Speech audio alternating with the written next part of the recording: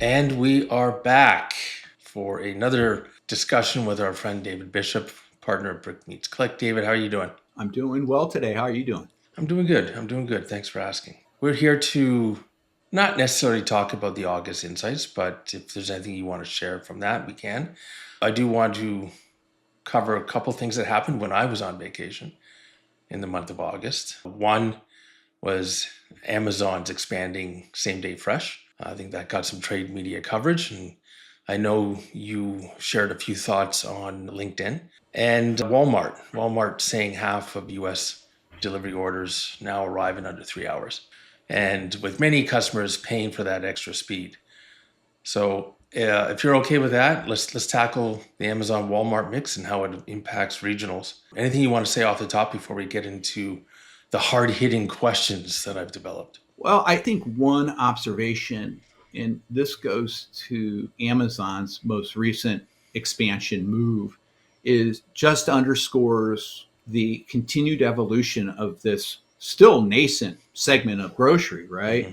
And that is, Amazon's expansion of same day delivery of fresh groceries. They've taken some unique steps to bring this to market, and we can talk about that. It does have implications not just for Walmart and how they respond or position their services, but also regionals. But I think that in contrast to what Walmart is doing around focused on speed with Express really shows how the market is shaking out and companies are finding the lanes in which they can accelerate it. And that brings me to my first question, which is if Amazon is making ship to home, and you are very clear as to what you define as ship to home, but if they're making it feel more like delivery, how is that going to change customer expectations around speed? Is it changing the dynamic from instant to scheduled, for example, between pickup and delivery? It is a really interesting case study. We say it's classified as ship to home, and that's where we do track it in our ongoing work. It's getting harder to discern the difference between Amazon's same day ship to home fresh grocery and their Amazon Fresh and Whole Foods delivery service. And that partially is because, from the customer facing perspective, it looks as if it was delivered from Amazon Fresh, right? It comes in a corrugated bag or a paper bag, Yeah. just like you Yep. would have in Fresh, most likely insulated, but it's coming from a fresh warehouse as opposed to the store. And that only becomes apparent when you inadvertently maybe add another item that causes that order to fracture. And by that, I mean split into two orders. And that's more similar to what you'd see to ship to home. It's interesting because the same day, while you say it's focused on speed, it's not at the same time. It's a shift to expand the appeal of a broader grocery assortment through the ship to home platform. And let me be really clear. When Mhm. you look at Amazon, the bulk size of Amazon customers are engaging with Amazon through its ship to home business or services. Amazon Subscribe and Save or same day And grocery. and I think a little data point is, and again, you shared this, is the size of ship to home versus delivery and pickup. On a monthly active user basis, it's 4, 5, 6x what their delivery business is. The other thing you need to keep in mind, or at least retailers need to, is that those customers or households that are using Amazon Fresh or Whole Foods grocery delivery are far less likely to also be cross shopping on ship to home. But conversely, those on ship to home are even more less likely to be using Amazon's fresh delivery or Whole Foods delivery. Mhm. So, what Amazon, I believe, has identified is that they have a customer cohort group in the membership base that may find delivery appealing, but what they don't find appealing is the added cost, right? And that is the delivery service fee, the gratuity. So, what Amazon has effectively done is said, hey, Prime member, as long as you don't spend less than $25, there's no delivery service fee. And because this is coming out of the ship to home model, there's not even an opportunity to tip. So they've, in essence, removed the friction points of those two explicit data points that we have always kind of talked about Yeah. as being a hurdle for broader adoption. So when you remove those hurdles, essentially you're opening the floodgates. Sorry to mix metaphors, Hmm. but opening the floodgates of latent demand that was attracted to delivery but avoiding delivery because of the explicit cost. So they've in effect created a delivery service without the delivery cost. And they Yeah. did that by bolting it onto their ship to home operating model that effectively places these fresh warehouses in closer proximity to the customers that they're serving. To your point, that gets to an interesting question looking at it from a regional grocer's perspective. Walmart's clearly monetizing speed. Amazon is scaling it cheaply. Are grocers in danger of fighting a speed war when the bigger battleground is really cost structure and customer lock in? Yeah, I think when you, yes, is the short answer. And I think if you start with the cost structure, what regionals need to understand relative to Walmart and specifically Walmart's push into Express, and they have two tiers of Express. One is within 3 hours, and then the faster one in my market today is within 1 hour. In some markets, it may Right. be a little quicker, and they're getting there. But the explicit fee, the incremental explicit fee that the customer pays. So I'm the customer. I use a Walmart within 3 hours. Since I'm a Walmart Plus, I get the $10 delivery fee waived, but I still have to pay the $5 express fee. That $5 retailers, regional retailers now, covers the vast majority of the distribution costs that they have to pay out to a Spark driver to deliver that.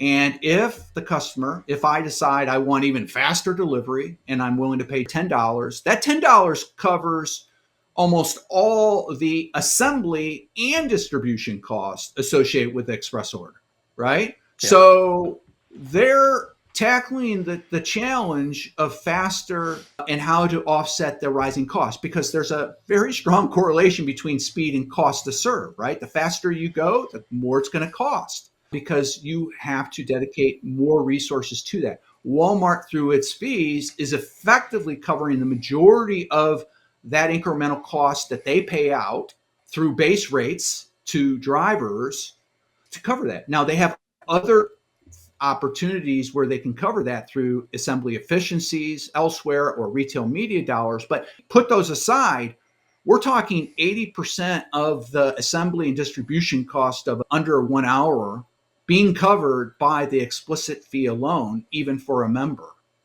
And regionals need to understand that because if they play in this race and they don't have the same tools, Yeah. then we know who's going to win the race. And it's not the regional. Yeah, and this gets into, so what options does a regional have in order to make sure that they're not getting sideswiped? Hey, look, if you were going to challenge Usain Bolt to some type of track competition, I would argue you probably want to stay away from the 100-yard dash and maybe challenge him to a friendly game of shot put, right? Why? Because, well, you're taking away his strengths. That's right. And maybe that's a strength of yours, right? Maybe you're a big person, can lift a lot of weight, and so you're playing to your. So regionals need to do the same thing. And let's also keep in mind, it's not as though everyone is trying to play the same game with Walmart or Amazon, because if we do, well, we know how that ends. Look at the high end of the market, where you have your national organic retailers. They're performing very well in this market. Why? True. They're playing to their strengths. What are their strengths? Well, those strengths are driven by what those customers that they serve value most about them. What is it that brings them to their store, whether it's in the real physical world down the street or in the digital world online, right? So what regionals need to do is to better connect what they understand and know compels their customers to shop with them and translate that into the marketing message online, right?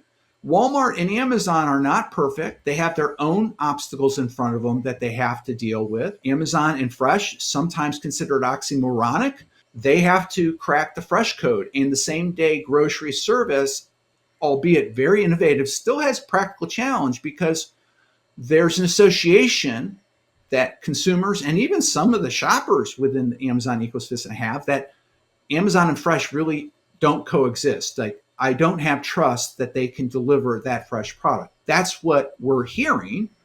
Now, that's not to say that's what I'm experiencing. I actually have seen that Amazon has done quite well delivering fresh, frozen, and refrigerated products, even highly fragile ones like eggs. And then sometimes they've done a better job than Walmart. But the challenge for Amazon is having the chance to demonstrate that to the customer. And if the customer never gives them the chance because they don't perceive them as having earned that right, then Amazon has to work against that. Walmart has some similar challenges. Their Express is pushing the envelope of speed, but what I can tell you firsthand is that the presence or absence of a gratuity, a tip by an Express customer can greatly affect the end result of that order. And now that's not because it helps offset any of their costs. It's how it determines how it's batched. Because if I have a 3 hour or less order and I tip, it may be batched out by itself and it comes really fast. But if I don't put a tip on it, well, they're going to hold that order and try to batch it with one that has a tip because they know the drivers aren't going to take a no tip order. Right. But the challenge that the drivers have is they don't know who's tipping. So the customer, once they learn that the driver has no visibility to who's tipping what, will look at it and say, well, I've already paid this explicit fee, $5 or $10. Why am I paying another fee saying tip when I'm perceiving as a customer that that's what the Express fee is for? And so Walmart needs to clearly communicate, what is that added charge for? Is it charged for helping us cover the cost of shopping, which it is? But in effect, they are doing is saying, you pay $5, that's going directly to the Spark driver. Or you pay $10, that's going directly to the Spark driver. And it covers almost their whole nut if you know what Walmart's base rates are for either in-store shopping with a delivery or just a curbside pickup for delivery, right? So the customer, though, doesn't know that. And one of the challenges in grocery with tips is that the tip is not the only added cost. There could be service charges, there could be service fees, and then there's a tip. You go to pizza delivery, restaurant delivery. The old days, there was one added cost, and it was tip, and that tip went to the employee. That was clear and understood. Now, with all these other costs, the question is, well, what are they, and how does that impact the tip? We can see, I haven't looked at this month, but I did scan last month, we can see that a sizable percentage of customers do not tip. And if they do not tip, it affects the batching sequence, which also affects cycle times, and also affects the quality of the delivery in terms of those products. Because now I have an Express order, because I didn't tip, is batched out with another order. And instead of getting to my house in 15 minutes, it's taken an hour. And as a consequence, those frozen products from Walmart are deteriorating at a worse rate than the frozen products from Amazon. For one reason, Amazon uses an insulated bag. Walmart does not, right? They both use gig workers to deliver in their own vehicles. So you can see the challenges both are going to have to overcome. These obviously pale in comparison to the ones that regionals have, but it does illustrate that it's not just clear sailing going forward for these two, and they figured it out, because the willingness to pay for Express is a very clear, strong demand signal on the front end. But the more important lagging indicator is the likelihood to use again. And, that's maybe where we're seeing a little slippage on the Express, and it's probably on the fastest component. And so in Walmart's case, that would be in the under hour. And what customers are going to quickly find out, like I have, is that if you want to optimize what you spend, you go with the within 3 hours, you put a little tip, and you'll end up getting the order almost as fast as if you paid $10. But the reason you get it that fast is because you added a tip. Because the minute you take the tip off on the within 3 hours, you'll see the delay, and then you'll see it get batched out. And so once burnt, twice shy, the customer's going to adjust. But there's still a sizable group that is not tipping. And that is probably a reflection partly of the confusion caused by all the other fees. I'm a customer. Why do I have to pay all these other fees? I thought I was covering it already with the service charge or the delivery fee. And now you got me with a tip. I am confused. This driver must be making a lot of money. Well, if the driver just makes the base fee and then they may get a tip, but if they don't get a tip, they only make the base fee. So the point is, it gets more complicated. And part of it is because of having all these disparate additional charges. Now, someone could say, let's just have one charge. Well, you could do that, but you'd probably have to go away and do away with the tip in order to do that.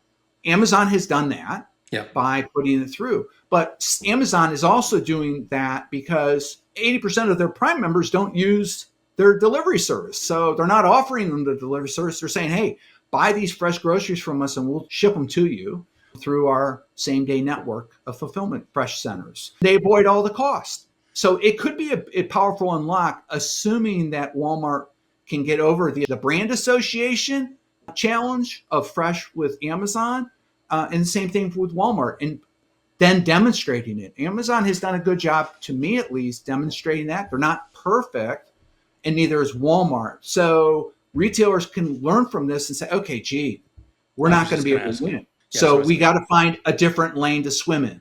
And just to reiterate, so that different lane, like we've said, lean harder on your data, lean harder on your loyalty programs, do more personalization, focus on what differentiates you in the market.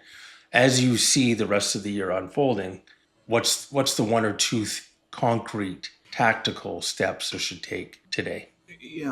Don't want to be a broken record or oversimplify, but it starts with your competitive position in the marketplace. Yes, we know you're not going to beat Walmart on a basket of goods, right? You're likely not going to beat Walmart on the speed. Mm-hmm. But in my household, let me use it as an example. I may have given Walmart up to 75 items from my household that I buy. I may buy 300 unique items. But there is a whole slew that they haven't earned the right to serve with. The regionals, in our case, Heinen's, owns that, right? Our fresh produce, our meat and seafood, our prepared foods. And most of that we go to the store for, right? Because that's where that tactile sensory experience really comes in. And they have great customer service, and it's an enjoyable in-store experience. And by the way, someone like Heinen's, at least in my stores here, we don't have self-checkout because they have plenty of staff.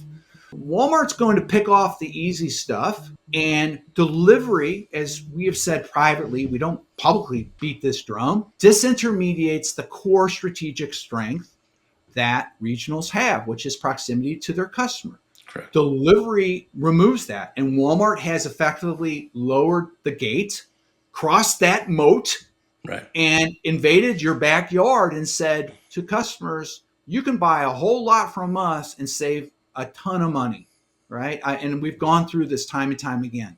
I probably collectively save 35% on the products that I've shifted over to Walmart. Now, in fairness to Heinen's, those weren't purchased at Heinen's. They were purchased at Jewel because Jewel is closer to our house than Heinen's. But Heinen's is our preferred grocer. These are all center store. They're all packaged goods. Yep. Very little on fresh, very little in frozen, very little in refrigerated. And prepared meals. Heinen's is very strong in prepared. So, where do you lean in? Well, then lean into your strengths. Now, obviously, you have a lot more to sell and offer online, but that's just what fills up the basket afterwards, right? It's what is it that drives them to your store or to your digital storefront, and then go from there. If what's driving them right now is getting a weekly email saying, hey, here's an email that gives you a lot of savings, that's a start because you're helping your customers save money, but you're also playing to the price conscious or cost conscious consumer.